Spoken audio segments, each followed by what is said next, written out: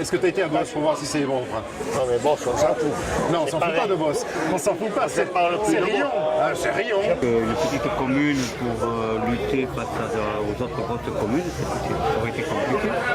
Mais on avait aussi un gros avantage, c'est qu'il y avait des relations qui étaient excellentes entre les deux communes. Il y avait depuis de nombreuses années de la solidarité, de l'entraide entre les deux communes. En fait, c'est le début d'une aventure, mais c'est surtout la conclusion d'une très très longue histoire. Ça fait 30 à 35 ans ou 40 ans que Riom et Boss travaillent ensemble, quels que soient les sujets, quels que soient les maires, quelle que soit la couleur politique des maires. Et donc Alain et moi,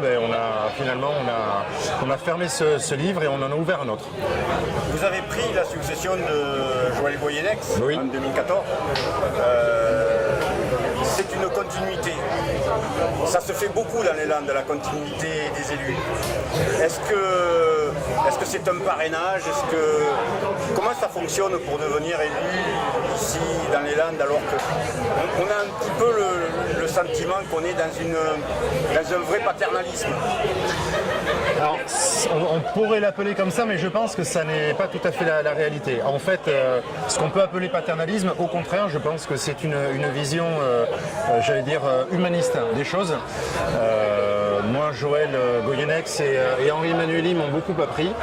Je leur dois énormément. Y compris et surtout mon arrivée sur Riom.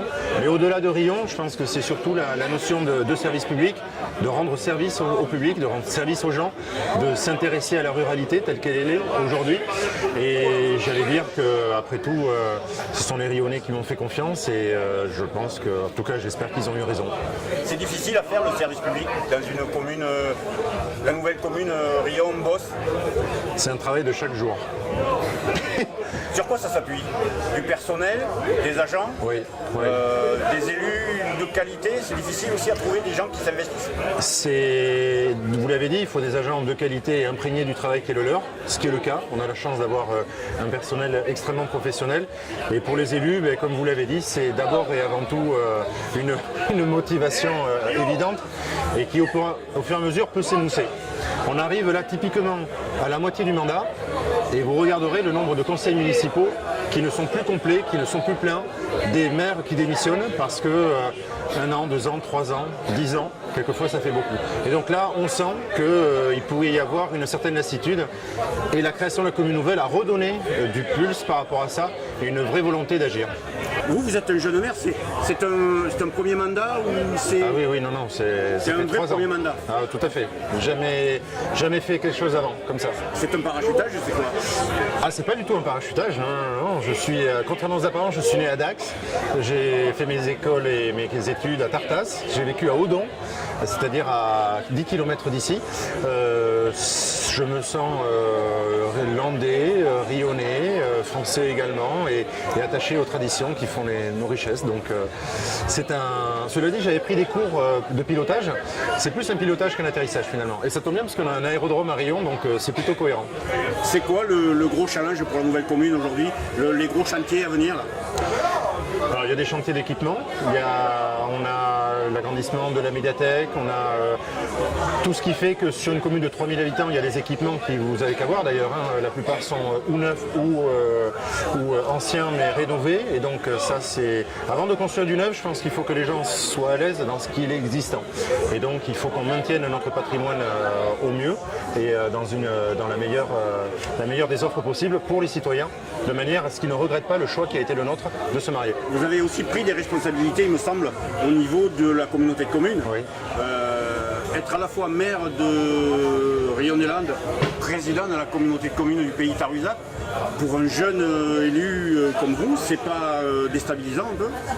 Et vous oubliez aussi que j'ai un métier avec ça. Je ne fais pas que ça, voilà. Parce que généralement les gens disent les trois et c'est là qu'ils s'arrachent les cheveux en disant comment j'y arrive.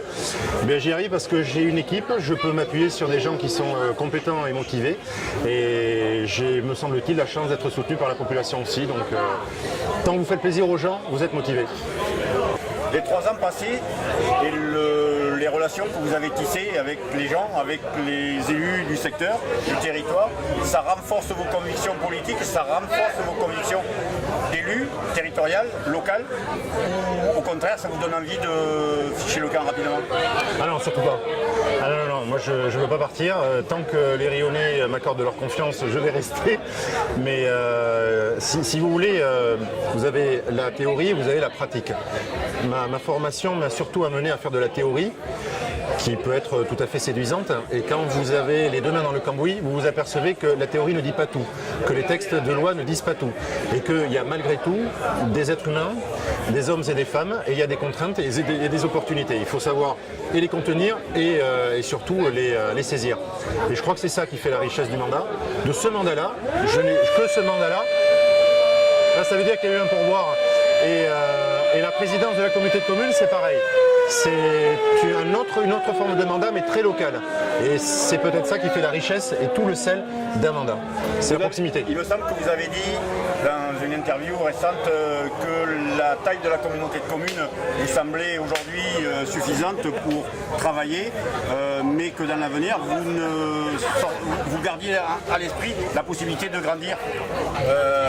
Vous êtes toujours sur cette position-là? Oui, c'est-à-dire aujourd'hui on ne touche à rien, parce que j'estime qu'à 18 000 habitants, on a tout à fait le seuil critique pour vivre ensemble, qu'on a créé, et c'est l'œuvre de Joël Goyenex, une entité cohérente à 18 communes à l'origine, 17 désormais, avec des gens qui s'entendent. Bonjour.